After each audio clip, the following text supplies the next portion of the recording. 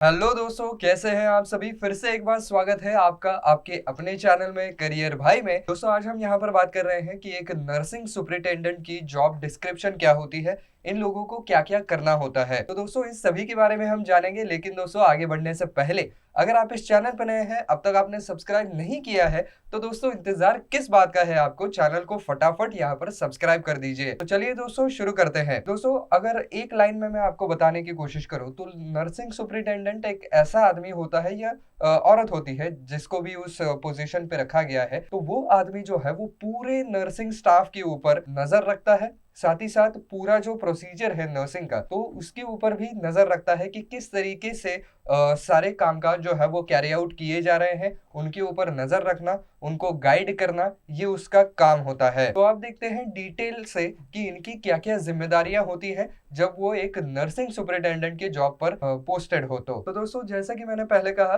कि ये व्यक्ति जो है वो पूरे नर्सिंग स्टाफ के ऊपर और अलग अलग जो सेक्शंस किए जाते हैं, जैसे कि सीसीयू हो गया, आईसीयू हो गया, या और जनरल कोई अगर सेंटर है, तो उन सभी के अंदर जो है वो सारे नर्सिंग के इक्विपमेंट्स हैं या नहीं, और नर्सिंग स्टाफ जो है वो ठीक तरीके से पेशेंट्स को केयर कर रहा है या नहीं। साथ ही साथ और कौन से वहां पर इक्विपमेंट्स की जरूरत है, क्या नहीं है, ये देखना उनका काम होता है। यानी कि वो सारे जो भी कोई सेंटर्स हैं या जो भी कोई सेक्शंस हैं, उनके इंचार्ज होते हैं। भले ही वहां पर कितने भी बेड्स क्यों ना हो, भले ही वहां पर 500 बेड हो, 1000 बेड हो, उनका इंचार्ज वही होता है। इसके अलावा उनकी जवाबदेही किनको होती है, तो सारी चीजें ठीक तरीके से चल रहे हैं या नहीं, ये देखने के बाद उनको जो भी कोई जवाब है वो वहां पर मेडिकल सुपरिटेंडेंट को या additional medical superintendent in chief, उनको यहाँ पर जवाब देना पड़ता है। इसके अलावा दोस्तों, हर एक हॉस्पिटल की कुछ ना कुछ अपनी पॉलिसीज होती है। तो वो नर्सिंग पॉलिसीज जो है वो सारे सेक्शंस में ठीक तरीके से इम्प्लीमेंट हो रही है या नहीं, या उसी पॉलिसी के तहत काम किया जा रहा है या नहीं, उसका पालन किया जाना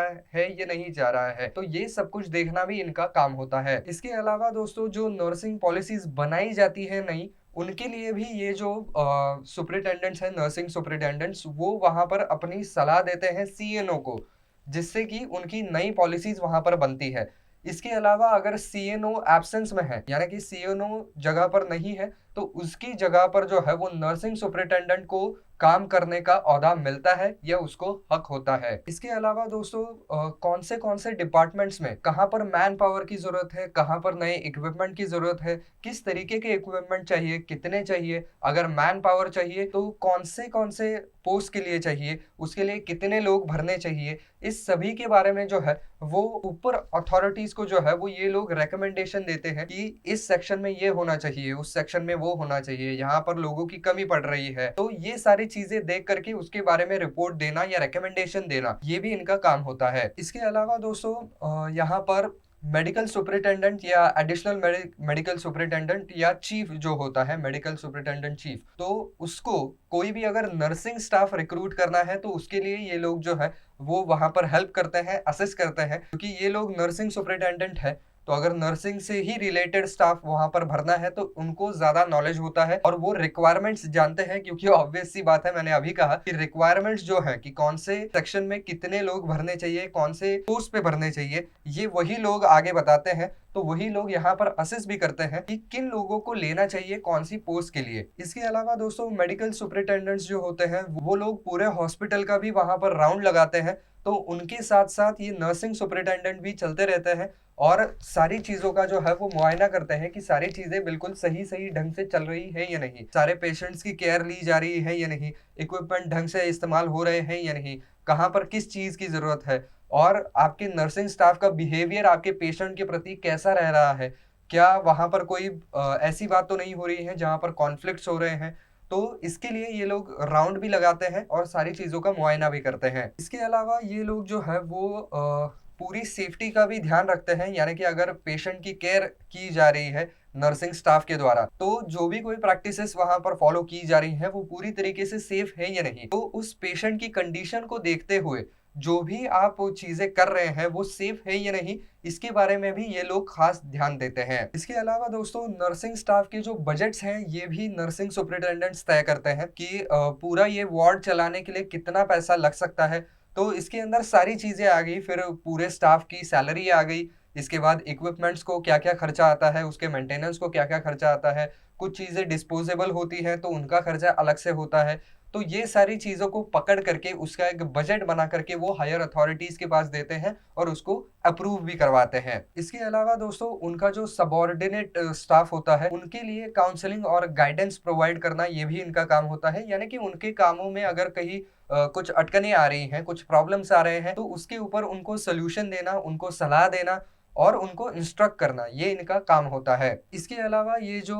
नर्सिंग सुपरिटेंडेंट होते हैं ये लोग हॉस्पिटल के अंदर भी जो भी कोई मीटिंग्स होते हैं उनको अटेंड करते हैं, या इंट्रा हॉस्पिटल जो मीटिंग्स होती हैं उनके लिए भी ये लोग वहां पर प्रेजेंट रहते हैं और वहां पर अपनी चीजें भी सामने रखते हैं और जो भी कुछ हुआ है वो आकर के अथॉरिटीज को भी बताते हैं। इसके अलावा एक बहुत इंपॉर्टेंट काम, एक बहुत इंपॉर्टेंट जिम्मेदारी की ओर हम आ गए हैं। वो जिम्मेदारी ये है कि जो भी कोई कंप्लेंट्स आ रही है नर्सिंग स्टाफ के मामले में, यानी कि कहीं पर ठीक तरीके से केयर नहीं हो रही है या अटेंड नहीं किया जा रहा है या बिहेवियर कुछ रूड लग रहा है, पेशेंट की जरूरतों को नहीं समझा जा रहा है, तो ऐसी जो भी कोई कंप्लेंट्स आती है उन कंप्लेंट्स को सुनना, उसके ऊपर जो है वो इन्वेस्टिगेट करना कि असल में क्या हुआ था, और अगर कोई अगर गिल्टी पाया जाता है तो उसके ऊपर अप्रोप्रिएट एक्शन लेना, ये भी इनका काम होता है। इसके अलावा नर्सिंग सर्विसेज में और क्या-क्या सुधार हो सकते हैं, इसके लिए ये लोग ज्यादा से ज्यादा एनकरेज भी करते हैं, या नई-नई अगर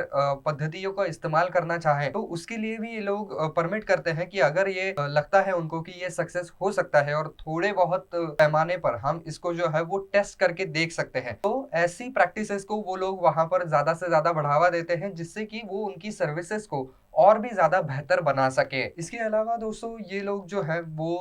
उनके जो सबऑर्डिनेट स्टाफ्स होते हैं उनके कॉन्फिडेंशियल रिपोर्ट्स को भी वहां पर एनालाइज करते हैं, उनका परफॉर्मेंस कैसा रहा है, किस तरीके का काम किया है, और उसके हिसाब से प्रमोशन के लिए हायर अथॉरिटीज के पास रिकमेंडेशन भी भेजना इनका काम होता है। इसके अलावा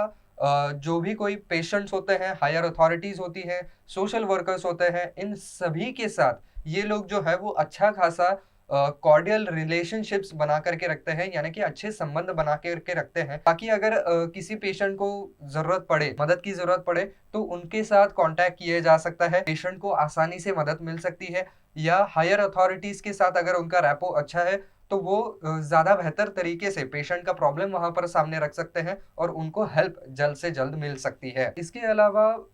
हॉस्पिटल के अंदर जो है वो अलग अलग क्लिनिकल हेड्स होते हैं अलग अलग डिपार्टमेंट के, तो उनके साथ ये लोग हमेशा बातचीत करते रहते हैं या ओकेजनली बातचीत करते रहते हैं कि आपके पूरे सेंटर के अंदर या आपके सेक्शन के अंदर नर्सिंग के हिसाब से जो है वो और कौन सी सुधार आप चाहते हैं, या कोई आपकी कंप्लेंट्स हो या कोई सजेशंस हो, उसके बारे में भी ये लोग बात करते हैं और उनकी नर्सिंग सर्विसेज को उस डिपार्टमेंट के अंदर सुधार लाने की कोशिश करते हैं, सुधारने की कोशिश करते हैं। इसके अलावा उनका जो पूरा सबऑर्डिनेट स्टाफ होता है और बाकी का जो स्टाफ होता है उनको सभी कैटेगरीज के अंदर सही तरीके का ट्रेनिंग मिले और अवेयरनेस मिले, इसके लिए अवेयरनेस प्रोग्राम्स जो है वो ये लोग कंडक्ट करते हैं, ज्यादा से ज्यादा उससे अपने स्टाफ को एजुकेट करने की कोशिश करते हैं। तो दोस्तों ये सारी जिम्मेदारियां होती है एक नर्सिंग सुपरिटेंडेंट की। तो आई होप दोस्तों ये वीडियो आपको पसंद आया होगा, इन्फॉर्मेटिव लगा होगा। तो दोस्तों इस वीडियो से कुछ वैल्यू अगर आपको मिलती है तो वीडियो को लाइक करना बिल्कुल ना भूले।